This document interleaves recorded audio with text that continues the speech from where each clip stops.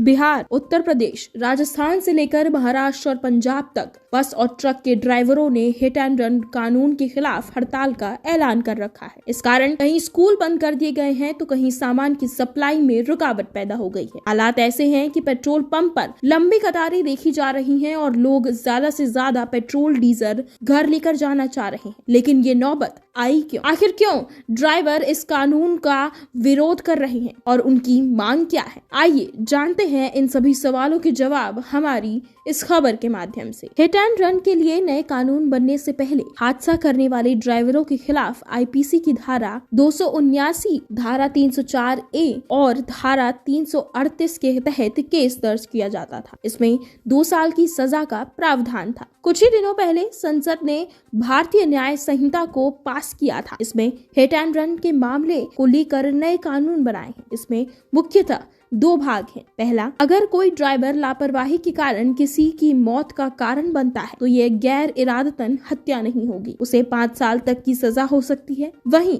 अगर कोई ट्रक या डंपर या वाहन चालक किसी व्यक्ति को कुचलकर अधिकारियों को बिना सूचना दिए भाग जाता है तो उसे अब 10 साल तक की जेल हो सकती है और 7 लाख रुपए तक का जुर्माना हो सकता है। हालांकि घायल को अस्पताल पहुंचाने पर सजा में कुछ रियायत का प्रावधान भी किया गया है। बस और ट्रक ड्राइवरों की इस हड़ताल का नेतृत्व all India motor transport Congress कर रही है। All India motor transport Congress का कहना है कि नए कानून में कई खामियां हैं जिन पर दोबारा सोच जाने की जरूरत है। ट्रक ड्राइवर्स की हड़ताल का कई राज्यों में बड़ा असर देखने को मिल रहा है। पेट्रोल पंप पर लंबी कतारें देखी जा रही है। दरअसल इसका कारण है लोगों द्वारा बड़े पैमाने पर पैनिक बाइंग यानी कि ज्यादा ईंधन की खरीद। ट्रक ड्राइवरों की इस हड़ताल के कारण ईंधन के पेट्रोल पंप तक पहुंचने में समस्या आ रही है। ऐसे में लोगों में पेट्रोल डीजल की कमी का भय है। यही कारण है कि पेट्रोल पंपों पर भारी भीड़ देखने को मिल रही है।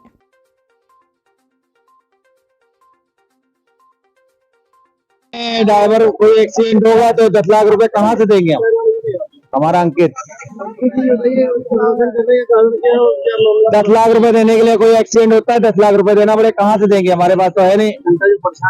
जनता परेशान हो रही है। मेट्रो चलाई तो है सरकार ने, मेट्रो जाए अपना, मेट्रो जाए, सरकार निकालती है।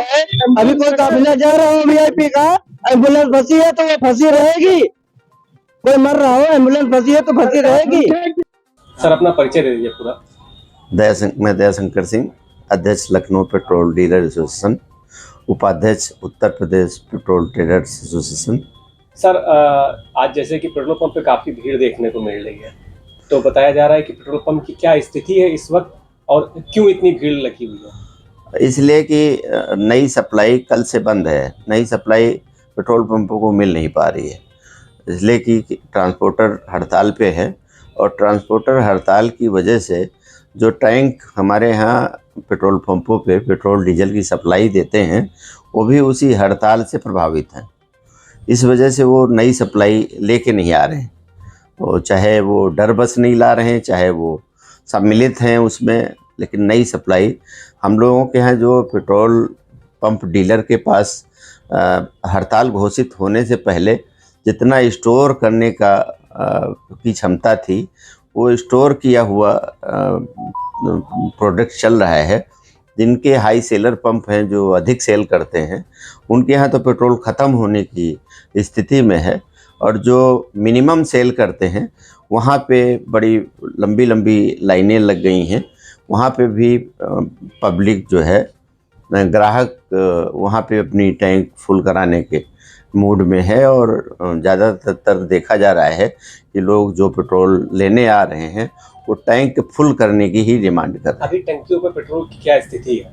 अभी तो काफ़ी हद तक टंकी चल जाएगा, कितने दिनों तक चल जाएगा? अब ज़्यादा दिनों तक तो नहीं चल पाएगा, बट यह है कि आज शाम या कल दोपहर तक मुझे लगता है कि पेट्रोल डीजल शहर के अंदर मिल पाएगा। इसके बाद अगर कोई व्यवस्था तो नहीं हुई, टैंकर जो लेके आते हैं पेट्रोल के, इनसे बात हुई ड्राइवरों से, ये क्यों नहीं ला रहे हैं, क्या वजह होगी? नहीं, ये भी ड्राइवर की श्रेणी में है, क्योंकि नया नियम लागू हुआ है और नए नियम से ये लोग भी शायद भयभीत हैं कि नए नियम माना जाए कि ये भी हड़ताल में शामिल है।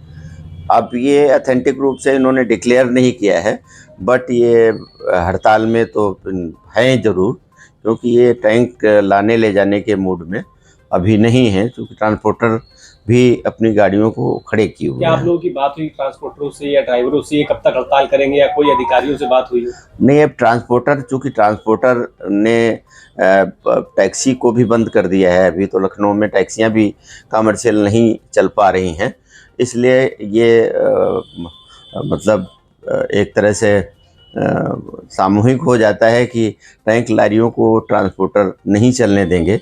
अगर हमारा टैंक भर के वहाँ से निकलता है और किसी तरह की घटना होती है, ट्रांसपोर्टर उसको पंप तक नहीं पहुँचने देगा, तो फिर नुकसान होने का भी खतरा है, क्योंकि पेट्रोल और डीजल का प्रोडक्ट भरा हुआ अगर 2-4 दिन खड़ा रहेगा तो डीलर को भी नुकसान पहुंचने की उसमें संभावना है। क्या लग रहा है ये कब तक हड़ताल जाएगी? अब ये तो सरकार और ट्रांसपोर्टर के बीच में है कि सरकार अगर कुछ उनको राहत दे देती है और ट्रांसपोर्टर अपनी स्ट्राइक वापस कर लेते हैं, तो हम लोग भी सामान्य हो जाएंगे, हमारे यहाँ प्रोडक्ट मिलने लगेगा, हम भी सामान्यतः उसको बिक्री करने लगेंगे। अब चूँकि हमारी स्ट्राइक नहीं है, इसलिए हम बहुत ज़्यादा उसके बारे में जानकारी नहीं दे पाएंगे। ट्रांसपोर्टर की स्ट्राइक है, लेकिन प्रभावित हम भी हैं, इसलिए कि हमारे यहाँ नया प्रोडक्ट मिल नहीं पा रहा है। हमें जो पेट्रोल डीजल की आवश्यकता होती है रोज़, तो वो पेट्रोल डीजल हमारे यहाँ पहुँच नहीं पा रहा है।